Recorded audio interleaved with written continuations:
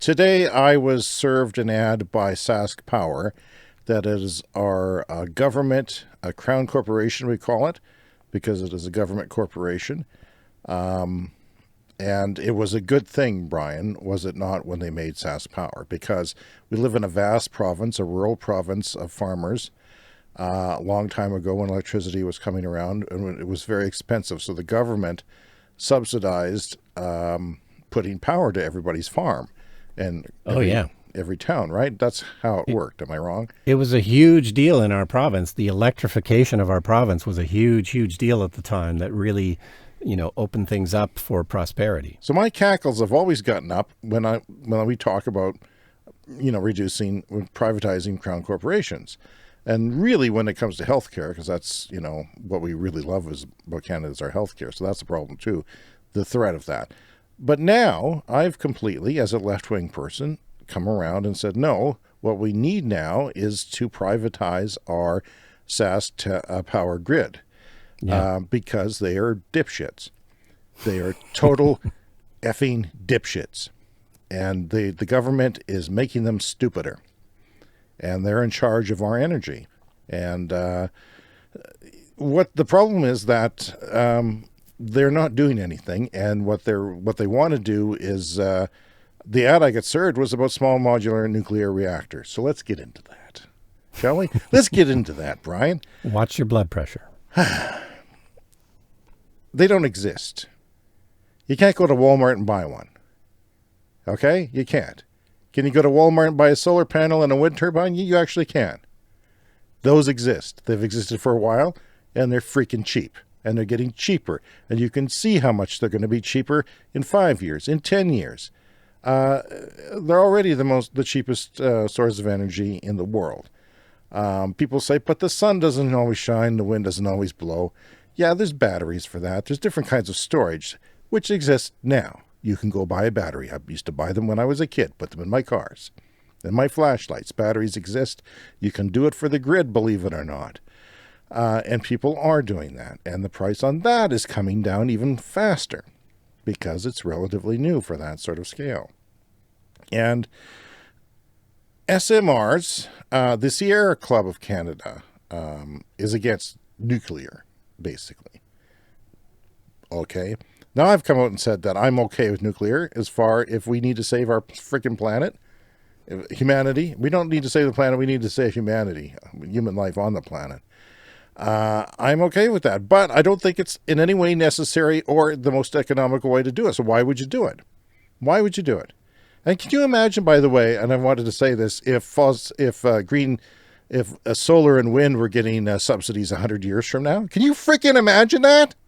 100 years from now, green power getting subsidies like oil is 100 years after they started? Hit me with a bat. Hit me with a bat right now. It's indescribable. I just can't get over it. So the Sierra Club, this is their views. It's more expensive than any other option on the table. And it's always the assumption. There's always the assumption that green power doesn't work. There's always the assumption that electric cars don't work. We've been driving electric cars for years. Best thing out there. Winter, summer, it doesn't matter. And it's the most expensive option. They don't exist yet. Might they exist in 10 years? The province of New Brunswick is trying to get one going. Maybe in the 2030s. Again, maybe not. A lot of the times it takes an enormous amount of cement for these things, which is not ideal for the environment. There's 100 different SMR designs, and in order for it to become even close to economical, they would have to settle on one design from one company and make thousands of them in a mass manufacturing process.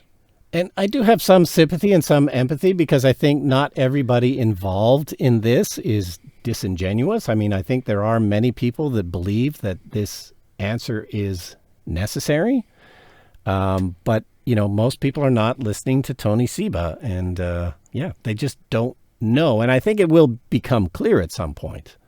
But who knows when. So one of the projects, there's only one in the West, and it's not even built yet. It's $1 billion and 15 years late. This is not what you need. What you need is something you can go get now. come to my house. Go to the hardware store and buy a solar panel. When I was a kid, there was a solar panel in my calculator. Yeah. And I'm old. So they've been around.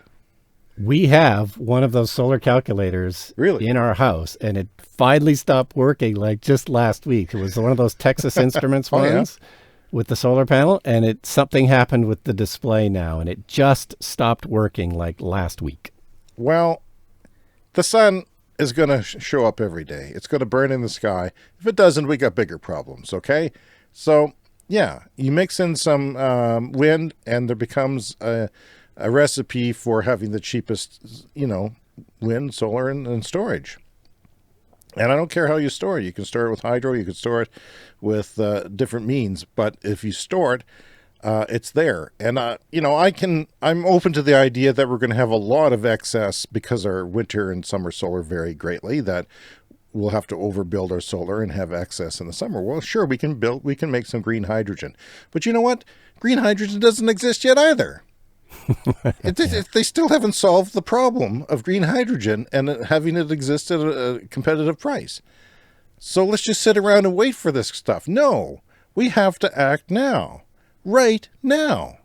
And we can, but we're not, because governments like ours are tossing out the idea and greenwashing to get more fossil fuels and make the last buck you possibly can for their buddies on the golf course. And it drives me crazy. Companies will not fund these nuclear reactors, so governments have to. So it comes out of our pocket, and it just these companies they lobby and they get money from the government, and it's boondoggles and carbon capture. Did you read about carbon capture in Saskatchewan? It's not doing well. We have one of the few carbon capture places in the world. We have it on a coal plant. Did you read that? Yeah, and it's capturing, but it's never done as much as it's supposed to. It's like 45%. 45%. It's terrible. And that would just get it down to the level of natural gas, because I heard that burning natural gas for electricity, it's only about half of what coal is for emitting pollutants, which is still not great. Like, natural gas is cleaner, but it still produces half of the pollution of coal. As far as greenhouse gases go, right? Because it has a lot of methane involved. Yeah, I believe so, yeah. So that's it's just